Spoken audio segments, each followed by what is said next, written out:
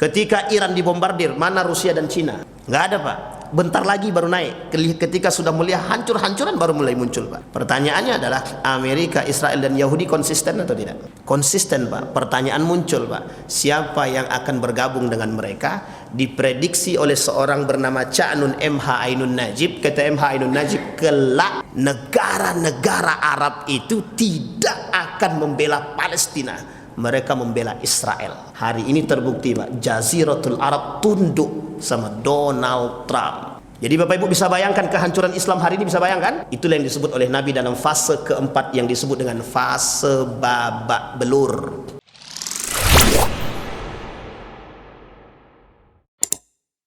Baik Bapak Ibu sekalian yang berbahagia, kalau malam sebelumnya itu kita bahas tentang Yahudi, kayaknya banyak juga yang pucat-pucat nampaknya, Pak. Ada yang WA saya, Ustaz, kalau bisa jangan bahas itu lagi, ngeri betul nampaknya, kata dia. Malam ni kita tak bahas itu. Kita malam ni bahas yang agak lembut sedikit. Tapi lembutnya juga berbahaya sedikit nih. Tapi mudah-mudahan Bapak Ibu tidak sentimen dengan saya. Hadis baginda Nabi dari Zainab binti Jahshin. Kata baginda Nabi dari Zainab binti Jahshin. An Zainab binti Jahshin radhiyallahu anha qala Nabi sallallahu alaihi wasallam, dakhala alaiha fazi'an. Nabi masuk ke rumah Zainab binti Jahshin dengan wajah yang sangat mengkhawatirkan. Sangat mengkhawatirkan. Bapak Ibu, sebelum kita panjang lebar ke sana ke hadis itu, saya tanya dulu, Bapak Ibu tahu siapa Zainab binti Jahshin itu? Jangan bapak-bapak, ibu-ibu aja. Ibu-ibu tahu tak Zainab binti Jahshin itu siapa? Assalamualaikum. Ibu-ibu tahu tak siapa namanya Zainab binti Jahshin? Kalau tak tahu bilang tak tahu, kata Ustaz Adi Hidayat. Bapak-bapak tahu Zainab binti Jahshin siapa? Ini saya ragu juga nih. Jadi di situ tertulis ada kajian hayatus sahabah. Kapan waktu jangan hayatus sahabah saja, sahabiyat juga penting. Bapak Ibu, ada 4 Zainab di sisi Nabi. 4 Zainab. Ada yang hafal ke-4 ini boleh sebutkan, kita kasih hadiah. Yang pertama namanya Zainab binti Jahshin, istri baginda Nabi. Siapa namanya? Zainab binti Jahshin, istri baginda Nabi Muhammad sallallahu alaihi wasallam. Ini istrinya dinikahi setelah perang. Yang kedua ada namanya Zainab binti Khuza'ah. Siapa namanya Zainab binti Khuza'ah ini, Pak? Siapa, Pak? Istri Nabi juga. Jadi Nabi punya istri Zainab 2. Ini jangan sampai keliru besok nih. Ustaz, istri aku 2 juga, namanya sama-sama Zainab juga. Itu parah tuh. Zainab binti Jahshin, Zainab binti Khuza'ah. Yang ketiga ada namanya Zainab binti Muhammad. Siapa namanya Zainab binti Muhammad nih, Pak? Anak Nabi. Nikah dengan siapa dia? Menikah dengan siapa? Ahlul Quraisy, yang pada akhir hayatnya masuk Islam. Namanya Zainab binti Muhammad. Dan yang terakhir ada namanya Zainab binti Ali bin Abi Thalib. Jadi Ali punya anak namanya Hasan wal Husain, terakhir Zainab. Itu Bapak Ibu, ke-4 ini itu penghuni surga semua. Mulai dari Zainab binti Jahshin, Zainab binti Khuza'ah, kemudian Zainab binti Muhammad, apalagi Zainab binti Muhammad, Pak. Itu perjuangan cintanya bukan main itu. Itu kalau dinovelkan lebih baik daripada ceritanya siapa namanya? Hanum. Yang ke-4 tadi namanya Zainab binti Ali bin Abi Thalib. Itu juga sama, Pak. Satu-satunya perempuan yang mengangkat derajat keluarga Ali bin Abi Thalib dalam juang. Namanya Zainab binti Ali bin Abi Thalib. Yang membalaskan dendam abangnya Al-Hasan wal Husain. Yang satu diracun, yang satu digorok lehernya. Dan yang mengangkat derajat keluarga Ali adalah Zainab binti Ali bin Abi Thalib. Ini khusus buat ibu-ibu, pelajaran penting itu. Zainab binti Muhammad dan Zainab binti Ali bin Abi Thalib. Nah sekarang yang kita bahas ini namanya Zainab binti Jahshin. Zainab binti Jahshin ini Bapak Ibu, istri Nabi, dinikahi setelah perperangan. Satu ketika Nabi masuk ke rumahnya. Ketika Nabi masuk ke rumah Zainab binti Jahshin ini, Nabi langsung kemudian wajahnya agak khawatir, ketakutan. Kalau bahasa kita ketakutan di sini tidak sama dengan ketakutan Bapak Ibu, tidak sama. Ini kekhawatiran Nabi. Jadi fazi'an, wajahnya berubah. Harusnya Nabi itu wajahnya selalu tersenyum, tapi agak khawatir nih. Nabi bilang, kalimat pertama yang diucapkan Nabi ketika masuk ke rumah Zainab binti Jahsy, la ilaha illallah. Apa kalimatnya Bapak Ibu? La ilaha illallah. Bapak Ibu tahu artinya apa? Nabi memulai kalimat tersebut dengan kalimat la ilaha illallah. Kalimat la ilaha illallah ini kalimat tauhid. Kalimat tauhid yang menunjukkan kekuatan akidah yang paling berpengaruh pada tubuh orang muslim khususnya. Jadi Bapak Ibu, kalimat la ilaha illallah ini harus menjadi benteng terakhir bagi orang beriman. Jadi karena nanti di akhir zaman kalimat ini akan hilang, kata Nabi. Kelak tidak akan kita dengar kalimat itu la ilaha illallah. Yang kita dengar la ilaha. Itu menjadi masalah di akhir zaman. Kalimat la ilaha, tidak ada Tuhan. Kalau kita lanjut, selain daripada Allah, orang beriman. Tapi kalimat di akhir kata Nabi, kelak akan sulit kita dengar. Jarang kita dengar orang yang mengucapkan la ilaha illallah, kata Nabi. Itu di akhir zaman. Pertanyaannya, kita di akhir zaman atau belum? Mulai mendekat akhir zaman. Dimulai dari pasca baginda Nabi akhirul anbiya, kita masuk di akhir zaman. Kita lanjut Pak. Kata baginda Nabi, wailun lil arabi. Wailun lil arabi. Celakalah bagi jaziratul Arab. Yang tidak terima tak ada masalah. Tapi ini yang ngomong Nabi. Boleh protes sama Nabi Muhammad, silakan. Wailun lil arabi. Celakalah bagi jaziratul Arab, kata Nabi. Di dalam hadis yang lain, Nabi bilang begini.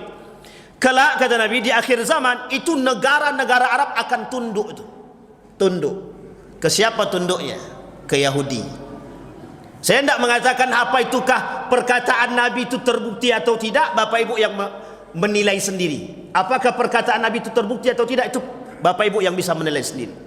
Kata Nabi, kelak di akhir zaman negara-negara Arab itu akan tunduk sama Eropa. Hari ini itu sudah terbukti Pak.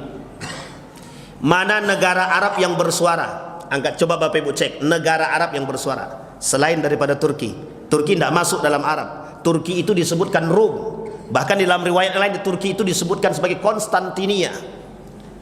Bapak Ibu lihat dalam hadis Nabi tentang Rom dan Konstantinia. Kata Nabi, Rom itu adalah Turkinya yang kelak akan bangkit. Dari mana itu? Satu berbagian daripada Eropa, satu daripada bagian daripada Asia. Turki itu dibagi dua, satu Eropa, satu Asia. Bapak Ibu kalau berangkat ke Turki, ada di tengah-tengahnya laut, sebelah kanan ini Eropa, sebelah kanan ini Eropa, sebelah kanan Eropa, sebelah kirinya Asia. Itu di Turki. Makanya Rum itu dianggap sebagai itu salah satunya. Dan hadis tentang ini banyak sekali. Pertanyaannya adalah, mengapa Nabi mengatakan wailun lil arabi? Mengapa Nabi katakan celakalah bagi jaziratul Arab? Syarrun qad iqtaraba. Kejahatan mulai nampak di sisi jaziratul Arab. Pertanyaannya muncul. Ini peci turun naik aja. Pertanyaannya muncul, kejahatan apa yang terjadi? Kata para ulama, kejahatan itu banyak. Ada beberapa fitnah. Fitnatul mal. Fitnatul mal. Sekarang saya tanya Bapak Ibu, Arab Saudi negara kaya apa tidak? Uni Emirat Arab negara kaya apa tidak? Dubai kaya apa tidak? Qatar, Bahrain, Oman. Saya pernah ke Oman Bapak Ibu, ke Oman. Di Oman itu satu rialnya Oman itu senilai 50.000. Satu rialnya Oman. Satu rialnya Saudi 4.500. Satu pound sterling 30.000. Satu rialnya Oman 50.000. Itu sama dengan Qatar, Abu Dhabi itu apa, Dubai. Itu hampir mirip itu Pak. Bahrain. Kenapa kok mereka jadi kaya begitu? Minyak. Kalau Dubai salah satunya wisata, pariwisata. Salah satu daripada Dubai itu selain daripada minyak namanya ada pariwisata. Saudi Arabia pengen seperti Dubai. Jadi dia tahu bahwa berkurangnya pasokan minyaknya, maka dia akan berpindah kepada pariwisata. hari ini Saudi membuka lebar open donasi, open investasi. Siapapun yang mau berinvestasi ke Saudi Arabia dalam pariwisata proyek mereka silahkan. Ada satu proyek yang mandek hari ini, namanya Neon. Itu di Saudi Arabia. Ustaz, itu jauh kali kita membahasnya. Ya, kita balikkan balik. Jadi Bapak Ibu, sekarang kita kembalikan syarrun qad iqtaraba. Nabi bilang dalam hadis begini, dalam hadis yang lain, kata Nabi, la tadkhulu ala haula'il mu'adzabin. Jangan kalian masuk ke tempat yang pernah diazab oleh Allah. Illa an takuna mislah, kecuali kalian akan jadi seperti mereka. Al-ula yang hari ini diduduki oleh siapapun, Madain itu, ikhtilaf para ulama dua. Satu ada yang mengatakan itu memang Madainnya saleh, yang kedua mengatakan bukan saleh. Tapi banyak yang bersepakat bahwa yang disebut dengan Madain Al-ula sekarang adalah tempatnya Al-ula Madain saleh. Artinya Bapak Ibu, kalau Madain pada masa saleh tersebut yang terjadi pada kaum Samud itu, artinya itu adalah tempat yang dicelakai oleh Rasulullah. Memang secara spesifik tidak ada larangan mutlak, tidak ada. Tapi Nabi mengatakan jangan berkunjung di tempat yang memang sudah pernah mendapatkan azab. Sekarang tempat-tempat itu jadi apa? Wisata terbaik. Tempat konsernya di situ, tempat bercampur laki-laki dan perempuan di situ. Wallahu alam khamarnya ada apa tidak. Tapi yang jelas fitnah itu terjadi. Fitnatul mal. Jadi syarrun qad iqtaraba mulai nampak sekali di Jaziratul Arab. Iya.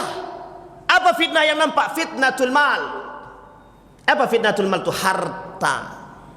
Sekarang kita lihat kalimat selanjutnya, Pak. Futiha al-yawm min radmi Ya'jud wa Ma'jud, kata Nabi. Mulai terbuka benteng Ya'jud wa Ma'jud yang tadi begini oleh Zulkarnain itu, hari ini mulai begini. Kalau sudah mulai begini, mulai renggang begini, itu tandanya Ya'jud wa Ma'jud akan segera keluar. Sekarang Bapak Ibu boleh cek di Google, cek saja di Google yang punya HP silakan, seberapa sadisnya Ya'jud wa Ma'jud itu. Itu orang kalau membahas Ya'jud wa Ma'jud, kalau wajahnya bisa tertawa, itu berarti tandanya dia tidak pernah takut tidak pernah khawatir dengan kekejaman Ya'jud wa Ma'jud. Saya kasih tahu Bapak Ibu, Abbasiyah itu runtuh disebabkan oleh kerajaan Mongol. Bapak Ibu tahu sadisnya Mongol itu bagaimana? Sadisnya Mongol itu, ada orang yang hamil, orang hamil itu dibunuh, dipelah perutnya, diambil janinnya, dipotong leher anaknya, dicincang, Pak. Itu cara Mongol membunuh. Pertanyaannya sadis atau tidak sadis? Sekarang saya lihatin lagi Khawarij yang kemudian terjadi dalam perang Nahrawan bersama Ali bin Abi Thalib, yang dibasmi oleh Ali bin Abi Thalib itu, cara membunuhnya bagaimana? Cara mereka membunuh orang yang tak sepaham dengan mereka, dibelah perutnya yang hamil, diambil janinnya, dipotong-potong, Pak. Itu bukan sadis, Pak. Sadis banget. Pertanyaannya, ada nggak yang lebih sadis daripada itu? Ada. Ya'jud wa Ma'jud. Jauh lebih sadis, Pak. Itu kalau yang namanya jari manusia, tulang manusia itu biasa terpisah, itu biasa. Kalau dalam pemahamannya begitu. Artinya Ya'jud wa Ma'jud datang itu dengan sangat rakus. Makhluk yang terkurung sekian lama oleh Zulkarnain, sekali bebas seperti mendapatkan mangsa yang sesungguhnya. Jadi Bapak Ibu bisa bayangkan ketika harimau dikurung, sekali dibuka bagaimana bengisnya. Begitulah, Pak. Itu Ya'jud wa Ma'jud. Kata Nabi, syarrun qad iqtaraba futihal yawm min ratmi Ya'jud wa Ma'jud. Bentengnya Ya'jud wa Ma'jud itu, kata Nabi, mulai terbuka. Kita lihat, Pak. Mithlu hadhihi, kata Nabi, wa halaqa bi isba'ihi al-ibham wallati taliha, qalat Zainab binti Jahshin. Berkatalah Zainab binti Jahshin, faqultu ya Rasulullah, kata Zainab, aku berkata, ya Rasulullah, anahliku wa fina salihun. Apakah ketika itu kita akan diazab? Akankah ketika itu kita dihancurkan sementara bersama kami ada orang-orang yang saleh? Kemudian dijawab sama Nabi, qala na'am idza kathural khabas. Ya, kata Nabi, tapi kejahatan, kemungkaran lebih banyak. Itu Bapak Ibu, kalau kita sandarkan dengan keadaan kita sekarang, memang banyak sekali. Saya hanya ingin mengomentari satu saja. Kemana para alim saleh lisannya? Bapak Ibu tahu apa pernyataan Ahmad Thayyib hari ini? Kemarin Pernyataan Ahmad Thayyib mengatakan begini, seorang mufti Al-Azhar, Grand Sheikh Al-Azhar. Apa kata dia? Sudah saatnya para ulama sedunia kita bangun kongres persatuan. Sampai dia bilang begini, kata Ahmad Thayyib itu, ini terkait persoalan Syiah. Apa kata dia? Kami dengan Iran itu, memang Iran itu Syiah. Kami dengan Syiah itu beda pemahaman, tapi kami satu agama. Itu yang ngomong bukan saya, yang ngomong Ahmad Thayyib, Grand Sheikh Al-Azhar, muftinya Al-Azhar. Bapak Ibu sekalian yang berbahagia, kita kembali kepada poin kita. Tak usah panjang-panjang di situ, karena itu perangnya gak akan ada akhir. Bapak Ibu, yang saya khawatirkan, yang harus kita khawatirkan dari perangnya antara Iran dan Amerika ini satu saja, akidah jangan sampai hilang. Tahu Bapak Ibu kenapa saya bilang akidah jangan sampai hilang? Ketika kelak terjadi perang dunia yang sesungguhnya antara Iran dengan Amerika, Rusia dan Cina, termasuk Israel dan Yahudi, apa dampaknya? Ada dampak yang paling besar, Pak. Tidak hanya pada faktor ekonomi, akan ada kemungkinan lampu listrik ini akan mati 1 pekan sampai 1 bulan.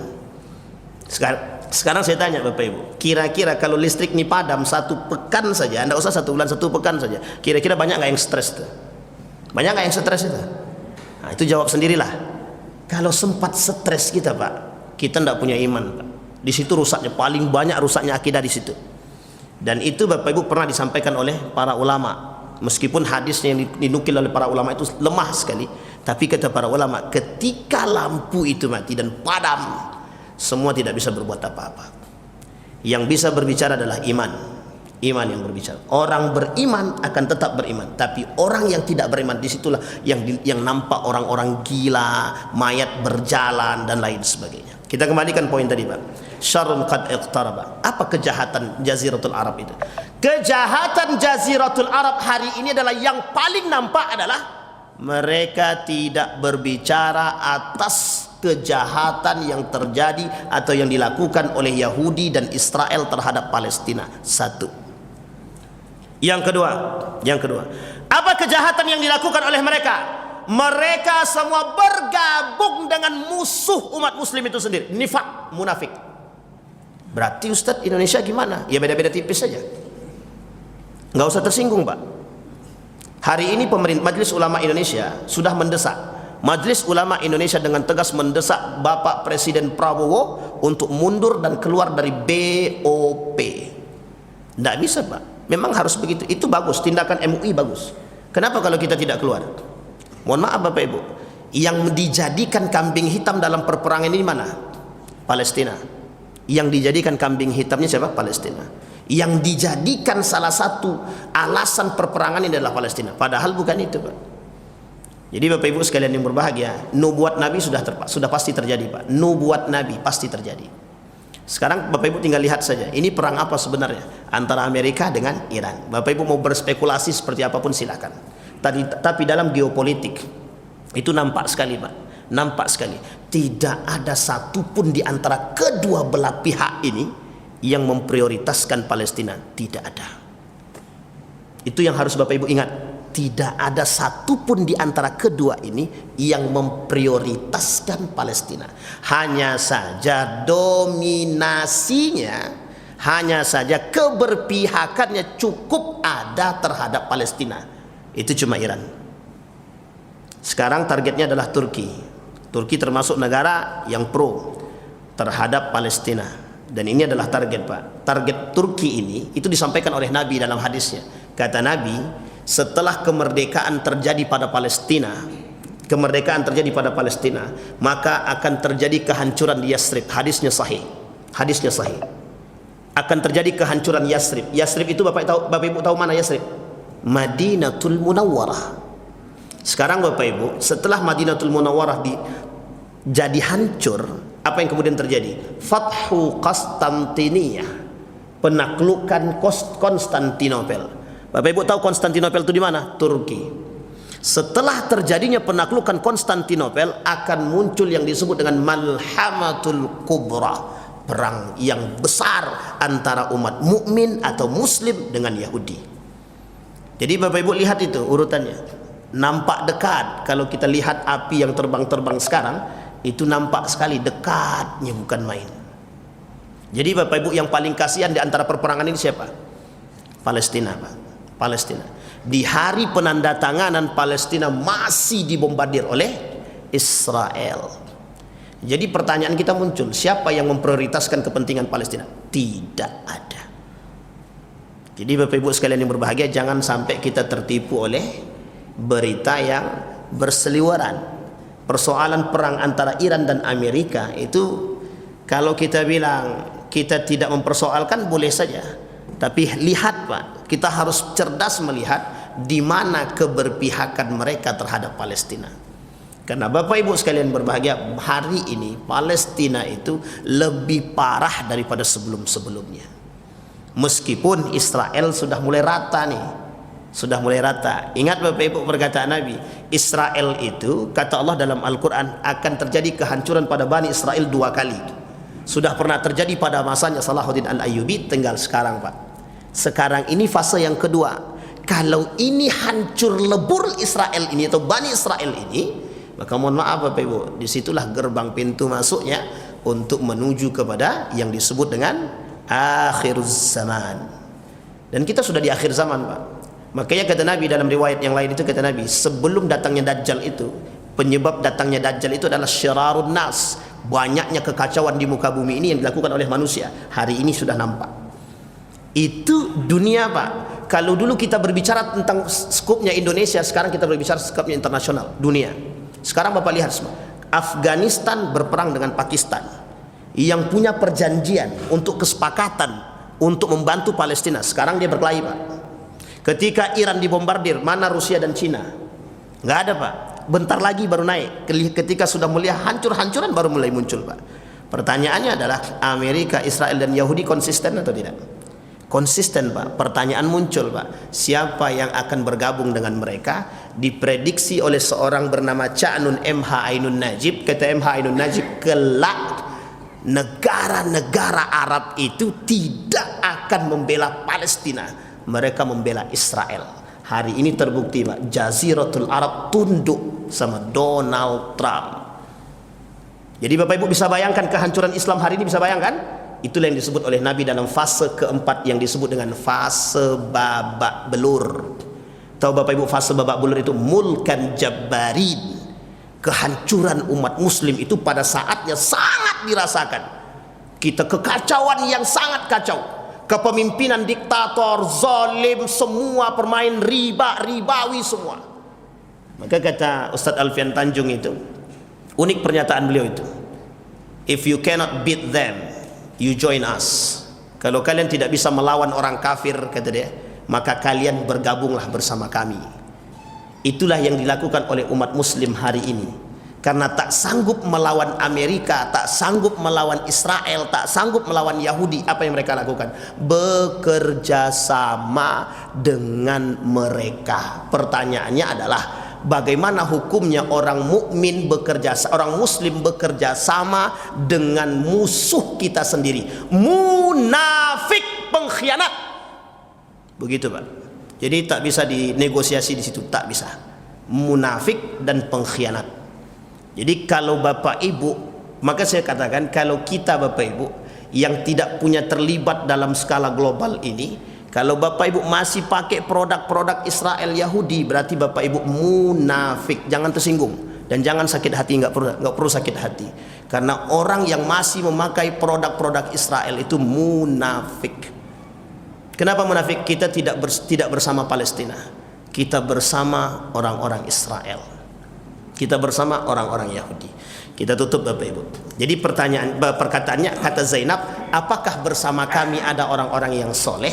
Ketika dihancurkan itu ada orang-orang soleh, ada banyak orang soleh, tapi lisan mereka tak mampu berucap, tak mampu berkata, semuanya diam.